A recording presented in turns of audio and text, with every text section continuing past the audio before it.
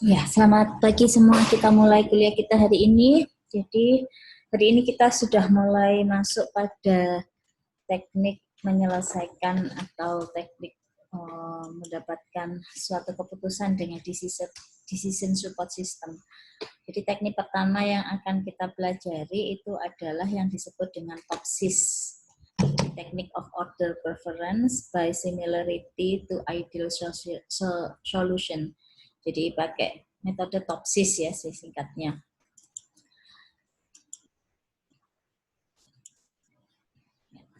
TOPSIS ini diselesaikan dengan dasar konsep di mana alternatif yang dipilih itu tidak hanya jadi alternatif yang terbaiknya, dia tidak hanya memiliki jarak yang pendek terhadap solusi ideal positifnya, tapi juga memiliki jarak terpanjang dari solusi ideal negatif.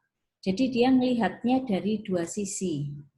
Jadi dari solusi yang paling yang positif diambil yang jaraknya paling pendek, tapi juga dilihatnya adalah dari solusi yang negatifnya, jaraknya yang terpanjang.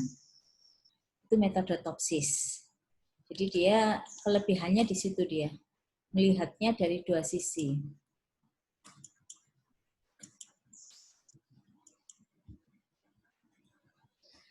Nah, TOPSIS ini merupakan salah satu metode untuk menyelesaikan model multi-attribute decision making. Jadi, kalau nanti yang akan kita pelajari bersama itu, kita akan punya banyak metode di mana kondisi yang ada itu di mana kondisi yang kita akan tentukan solusi terbaiknya itu dia punya banyak atribut. Nah, TOPSIS ini salah satu metode untuk menyelesaikan ini. Jadi permasalahan dengan banyak atribut. TOPSIS ini banyak digunakan karena yang pertama konsepnya sederhana dan juga mudah dipahami. Kemudian kalau kita bicara tentang komputerisasinya, maka komputasinya itu efisien. Terus dia memiliki kemampuan untuk mengukur kinerja relatif dari semua alternatif keputusan yang ada dalam bentuk matematis yang sederhana. Jadi nanti yang akan kita gunakan hitungannya relatif sederhana. Jadi hanya mungkin Anda akan dikuadratkan, dijumlahkan, kemudian diakar, dikurangi, ditambah, hanya seperti itu. Jadi benar-benar bentuk perhitungan matematisnya ini sederhana. Nah, ini 5 langkah dalam menentukan suatu penyelesaian dengan menggunakan metode TOPSIS. Jadi, yang pertama, Anda membuat matrik keputusan yang ternormalisasi. Kenapa kok kita harus membuat matrik keputusan yang ternormalisasi? Ini karena kalau kita lihat dari perhitungan, jadi nanti dari data yang Anda punya, itu satuannya kan akan sangat berbeda-beda. Mungkin ada yang satuannya waktu, satuan waktu itu bisa saja ternyata dalam menit. Mungkin juga ada yang satuannya itu dalam jarak, jaraknya itu misalkan kilometer, ada berat dalam kilogram. Nah, itu nanti angka yang akan kita punya itu pasti akan bermacam-macam. Oleh sebab itu, kita normalkan. Normalkan itu supaya hasil yang kita punya ini jadinya antara satu kriteria dengan kriteria yang lain itu dia akan mempunyai nilai yang relatif hampir sama. Ya, jadi kita normalkan. Kemudian kita buat matrik keputusan yang ternormalisasi terboboti. Jadi nanti dari setiap kriteria yang ada itu kita harus membuat bobotnya. Siapa yang menentukan bobot? Dalam hal ini yang menentukan bobot itu adalah pengambil keputusan. Jadi mau diboboti mana yang paling tinggi dan mana yang tidak terlalu tinggi. Nah, pembobotannya ini sendiri kalau dalam metode TOPSIS itu kita pakai pembobotannya ya apa adanya saja. Jadi terserah nanti mau memboboti bisa saja beberapa kriteria itu punya bobot yang sama kalau memang dirasa tingkat kepentingannya sama. Terus kemudian setelah kita dapatkan matriks ini, langkah yang ketiga itu adalah menentukan matriks solusi ideal positif dan solusi ideal negatif. Jadi kalau solusi ideal positif itu berarti kita akan ambil kondisi yang positifnya, tergantung ya. Kalau bicara tentang keuntungan, berarti sosial ideal positifnya itu ambil yang maksimal. Tapi kalau kita bicara tentang harga, maka nanti untuk solusi ideal positifnya ambil yang negatifnya. Yang kalau harga itu berarti yang minimalnya. Nah, kalau solusi ideal negatif itu kebalikan nanti dari solusi ideal positif. Ya, nanti lebih lanjut kita akan bicarakan.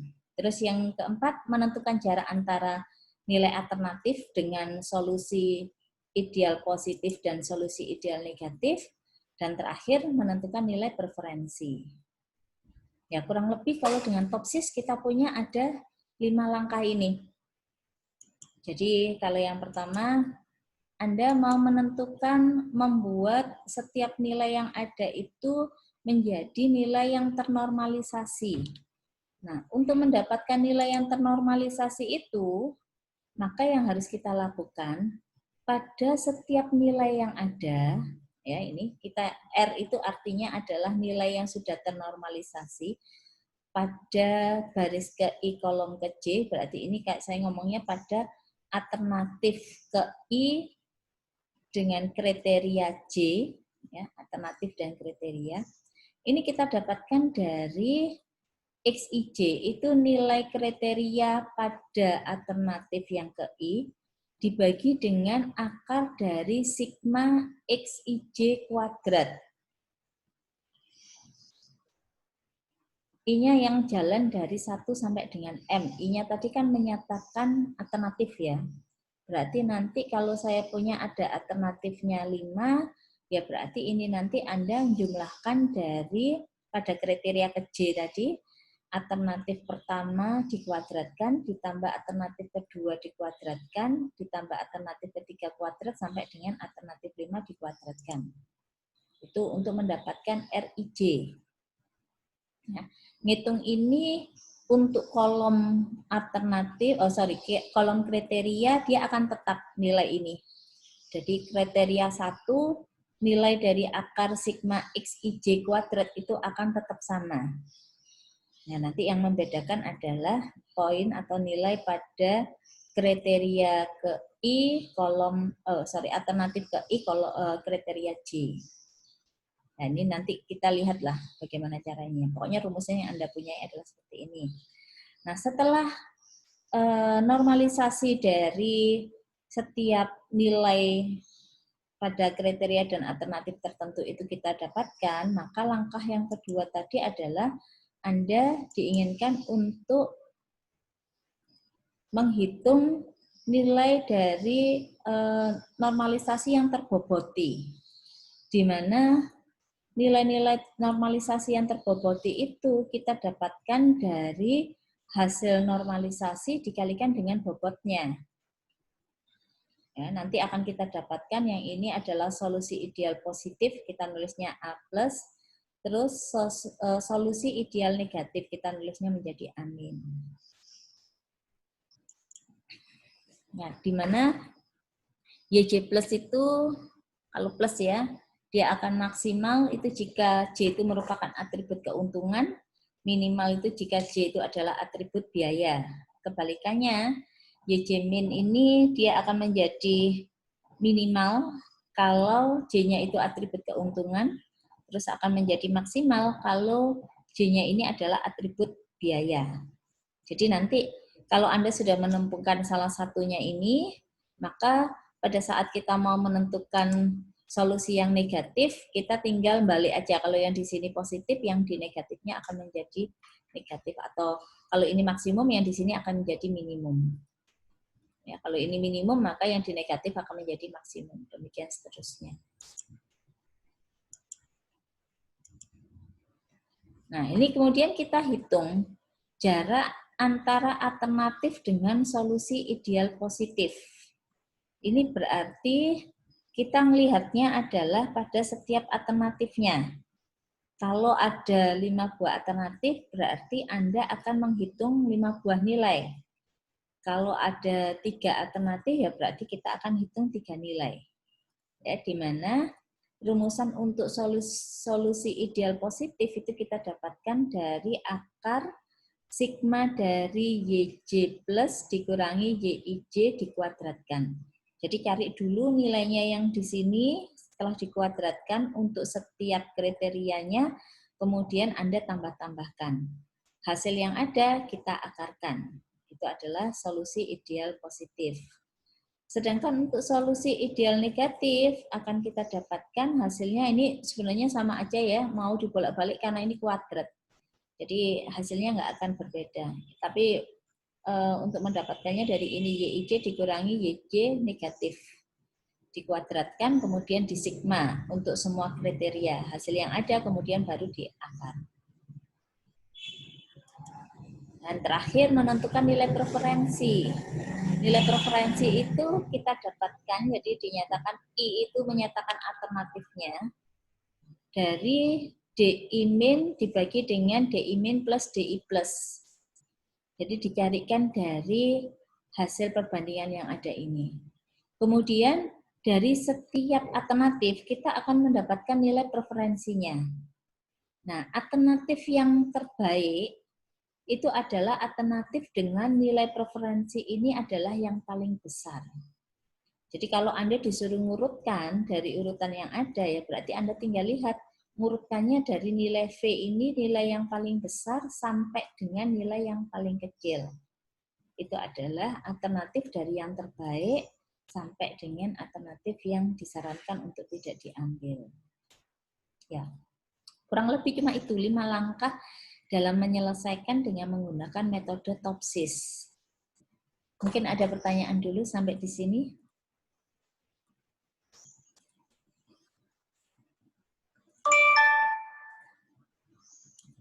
Oke, kalau tidak ada sebagai contoh ya ini ya.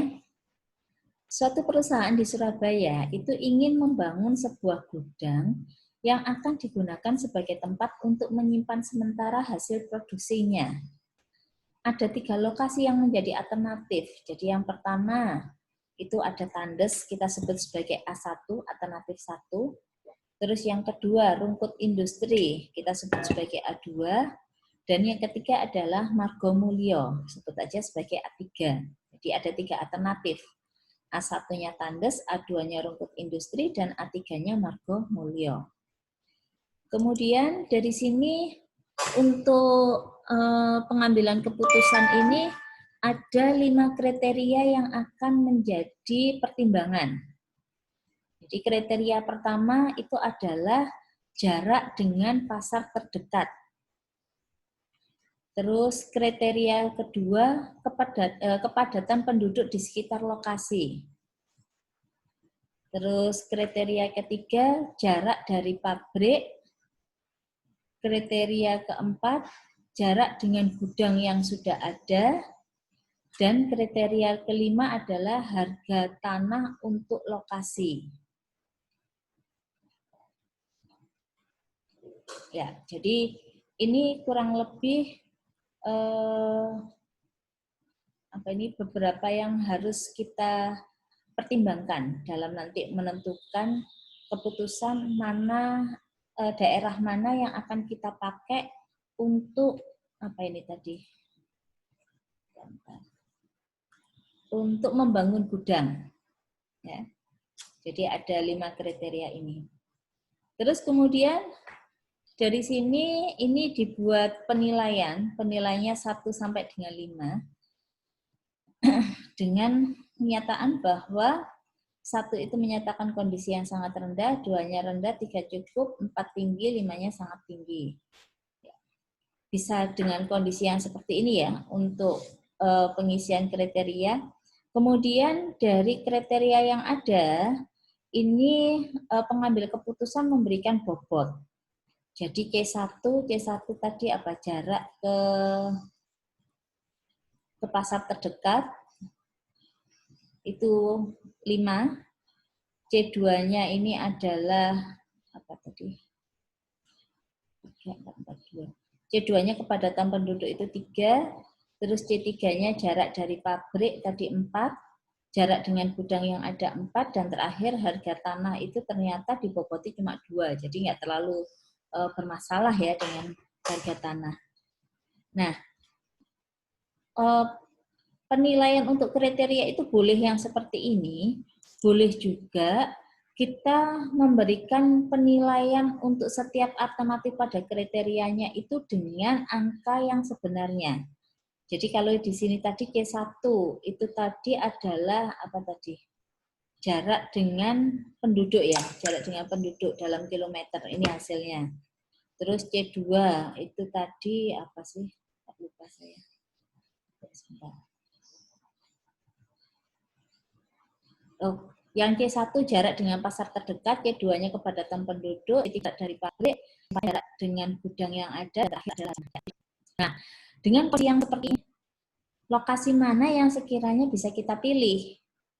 Ya, supaya nanti kita dari 3 alternatif tadi asal 2, maka mana yang mengingat sudah berdasarkan sekian. Maka dengan menggunakan Anda bisa menghitung nilai dari setiap yang ada ini, setiap alternatif kriteria yang ada, sehingga kita nanti bisa mendapatkan urutan preferensinya. Ya, jadi lagi langkah yang pertama tadi, yang ternormalisasi. Misalkan saya ambil yang R11 ya, R11 itu berarti nanti nilai 75 ini masih. Jadi itu adalah nilai alternatif 1. Nanti F2 itu ada nilai ada kriteria 2, demikian seterusnya. Jadi ngomongnya dalam kolom alternatif, kolomnya itu menyatakan kriteria. Kita ambil dulu. Jadi R11 saya hitung. R11 itu dihitung dari yang di R1, X1-nya itu adalah 0,75. Sedangkan X11 XIJ kuadrat dengan I-nya jalan dari 1 sampai dengan N, itu adalah artinya dari pada kriteria pertama, Anda kuadratkan dulu, kemudian ditambah-tambahkan. Hasilnya baru kita akar. Jadi dari sini kita akan dapat bahwa R11 adalah X11, X11-nya itu 0,75 ini, dibagi dengan ini, berarti 0,75 kuadrat, ditambah 0,6 kuadrat, ditambah 0,9 kuadrat. Nah ini kalau kita hitung, kalau saya bulatkan sampai 4 digit di belakang, saya akan dapatkan hasilnya 0,5888. Jadi angka saat mencari C11, R1, R21, dan R1. Nilai yang beda, yang berbeda. Tapi akar dari sigma XIJ kuadrat. Ya, ini kalau secara keseluruhan dari 3 kali 5, dari 15 nilai yang ada itu kita cari, ini model atau matrik normalisasi online. Sampai sini pertanyaan. Jadi saya tadi tunjukkan untuk mendapatkan nilai dari lainnya nanti Anda coba di rumah ya. Ada kan ini. Ada pertanyaan dulu sih? Oke, kalau tidak lanjut. Langkah kedua itu membuat matrik keputusan dan yang normalisasi terbukti. Jadi matrik didapatkan dari bobot dikalikan dengan matrik normalisasi tadi. I-nya ini kan bahwa kondisinya normatif yang ada. Jadi punya B ini ya harusnya karena J-nya tadi kriterianya tadi. Kita punya tadi pada R1 pada kriteria 1 bobotnya itu kan tadi. Maka pada Y11 dapat nilainya adalah dengan 0,5888. Jadi akan 2. Kalau saya yang di sini nanti setiap nilai yang ada dalam satu ini Anda kalikan dengan bobot kriteria 1. Bobot kriteria 1 tadi kan 5. Jadi setiap angka di sini kalikan 5. Terus kalau kedua ini kita kalikan bobot kriteria 2 adalah 3. Setiap angka yang di sini kalikan 3.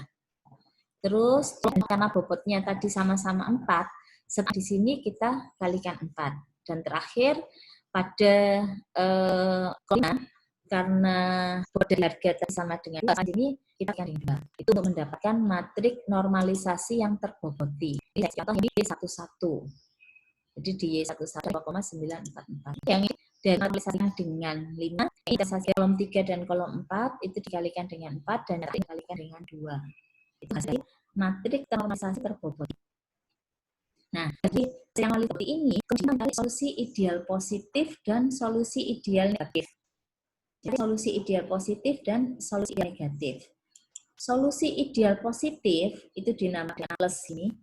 Berarti setiap dari yang ada, karena kan pelajaran tentang solusi positif ya, berarti dari setiap periode itu Anda nanti akan menghitung ideal positifnya. Lihatnya dari mana? Dari hasil. Jadi kalau saya punya ini akan jarak dengan pasar terdekat. Jarak dengan pasar terdekat, kalau kita mau membuat sebuah gudang, maka mungkin dia dekat dengan pasar. Ya, makanya di sini untuk solusi ideal positifnya ambil yang minimal. Terus di C2, kepadatan penduduk. Kalau mau membuat gudang ya cari ya supaya dia nanti di masyarakat sini kan jadi banyak. Kalau kita cari yang penduduknya jarang sekali, nanti akhirnya jadi alternatifnya nanti dia akan susah gitu. Apa ya? Tingkat pembelinya kan jadinya sedikit. Karena ini gudang ya, bukan pabrik loh ya, gudangnya saja.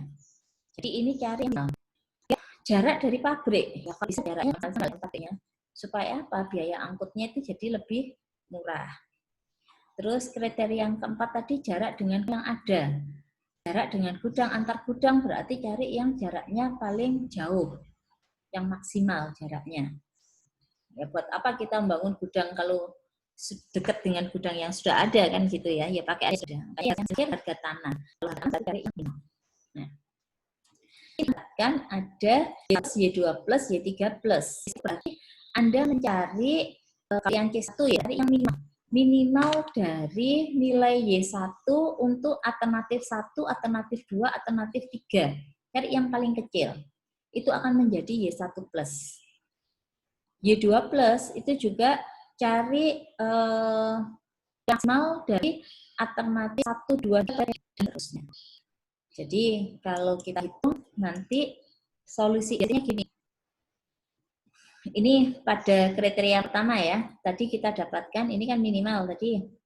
Untuk alternatif itu nilai adalah 94. Ini adalah nilai dari terus kriteria 9627, kriteria 3 adalah 324. Cari yang minimal. Berarti yang minimal tuh yang paling kecil di antara 3 nilai ini. Saya dapatkan 1,9627. Jadi alternatif 2 sampai dengan alternatif 5. Yang ini tergantung dari ininya tadi ya. Yang Y2 tadi maksimal, Y3 minimal, Y4 maksimal, dan Y5-nya adalah minimal. Nah, setelah kita dapatkan, maka ini akan menjadi solusi ideal. Ini solusinya. Ada pertanyaan dulu sampai di sini. Saya mau tanya, Bu. Iya. Yang tentang penentuan maksimum tadi itu tergantung kondisi atau seperti apa, Bu? Tergantung. Iya. Yang satunya yang positif itu yang kita inginkan. Yang terdekat. Bicara tentang keuntungan berarti ambil yang minimal. Kalau bicara tentang harga berarti ambil yang itu. Jadi kalau misal mau bicara keuntungan ya ambil keuntungan yang paling besar. Kalau bicara tentang kita mengeluarkan biayanya yang minimal. Nah dalam hal ini kita lihat kalau jarak dengan pasar tertentu. Saya mau memgudang kemudian yang kayak ini pasti ada di pasar-pasar masyarakat ini. Berarti supaya menguntungkan dari usaha itu kan paling enggak dengan pasar ya harus ada terus kan penduduk juga. Kalau mau memgudang ya cari yang bukan pabrik ini bikinnya. Ya sebisa mungkin adalah yang banyak penduduknya, yang padat penduduknya, supaya apa? Barang yang kita punya ini nanti untuk sampai ke konsumen itu tidak terlalu jauh. Kalau ngambilnya jarak penduduknya ya nanti konsumen kita jadinya sedikit, ini pasnya banyak, orang yang membeli jadinya banyak. Makanya maksimal untuk kepadatan. Dari yang sudah ada, kalau jarak dari pabrik, jadi jarak dari pabrik ya walaupun memang kadang 3 dan 2 ini mungkin kontradiksi gitu mungkin. Biasanya pabrik itu kan dibuat itu jauh dari kepadatan penduduk supaya nggak ganggu. Tapi kita ambil, mungkin kalau dia punya beberapa pabrik, kita ambil jaraknya yang paling minimal dengan pabrik terdekat. Supaya apa? pada saat misalkan dari hasil pabrik ini mau dibawa ke gudang, maka biaya mahal. Makanya ambil itu adalah ambil dari pabrik yang tepat. Makanya untuk jarak dari pabrik ambil yang minimal. Jaraknya gudang yang tidak ada. Kalau jarak yang ada ya ambil yang maksimal, ambil yang paling jauh. Karena kan memang sebisa mungkin satu gudang itu bisa bisa mewakili atau bisa menghandle untuk beberapa pasar terdekatnya gitu. Makanya kalau bisa ya antar gudangnya harus jauh-jauhan. Itu akan menjadikan lebih efisien ya bagi perusahaan. Dan terakhir harga tanah. Kalau harga tanah kan jangan ambil tanah yang mahal kan gitu. Kalau ambil tanah yang mahal nanti keuntungannya jadi nggak bisa maksimal. Makanya untuk harga tanah ambil nilai yang paling minimal. Kurang lebih seperti itu. Gimana? Apakah lanjut ya? Tadi solusi idealnya dapat ya dari ini. Kemudian langkah selanjutnya adalah solusi ideal negatif. Kalau solusi ideal negatif itu nanti tandanya jadi min di sini. Ini perbedaannya hanya di sini aja. Kalau di positif tadi diambil yang minimal, maka yang di negatif nanti maksimal. Kalau yang ini maksimal, maka negatif jadi minimal, demikian seterusnya. Jadi yang diambil nilainya kebalikan dari solusi ideal positif. Ini dapatnya, ini kan jadinya. Jadi tadi kalau ini minimal, ini maksimal, minimal, maksimal, minimal, sekarang diambil yang kebalikannya. Sehingga hasil yang Anda dapatkan seperti ini. Nah, dari hasil ini, ya, dari hasil solusi ideal negatif ini, nanti ini kan sudah setiap kriteria ya, setiap kriteria kita sudah dapatkan. Oh, ini ada kesalahan ini. Wah, ini kalau salah ke belakangnya salah semua ini ya. Ini maksudnya ini ya, 3,5328 ya.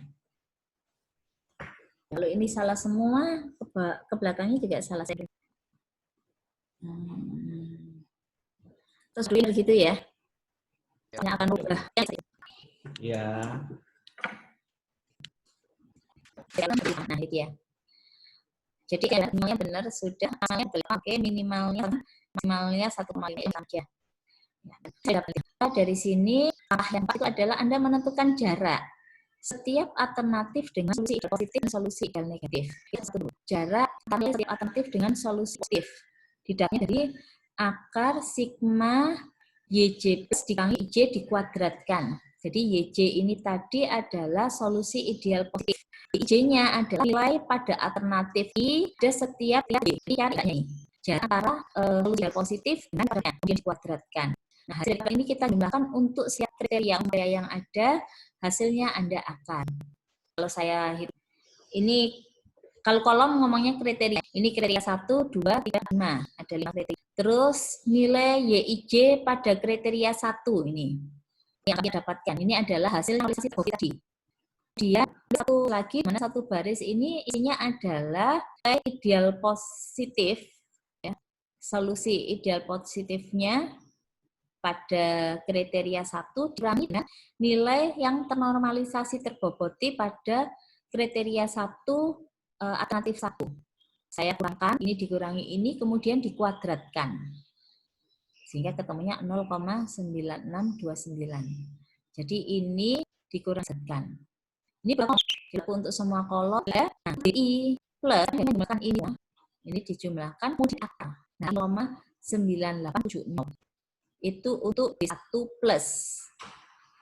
Nah, D2 plus berarti pada alternatif Anda hal yang sama ganti, sehingga yang ketiga ini juga nilainya akan ganti. Yang ininya tetap ya, kan yang ini sudah mau siap ketika.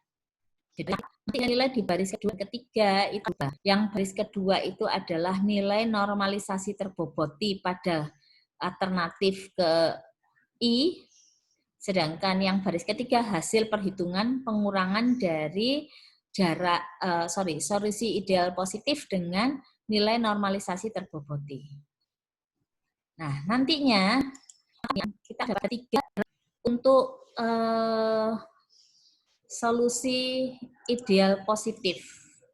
Ya, ini kan punya alternatif 1, alternatif 2, alternatif 3. Ada 3 jarak. Ini yang untuk ideal positif. Hal yang sama Anda lakukan juga untuk solusi ideal negatif. Ya, kalau solusi ideal negatif kita punya akar dari sigma YIJ min YJ min dikuadratkan. Jadi ini adalah solusi ideal negatifnya. Jadi kalau kayak tadi gitu, saya ngambilnya pada alternatif 1 ya. Di alternatif 1 tadi solusi ideal negatifnya adalah, oh yang ini benar ya?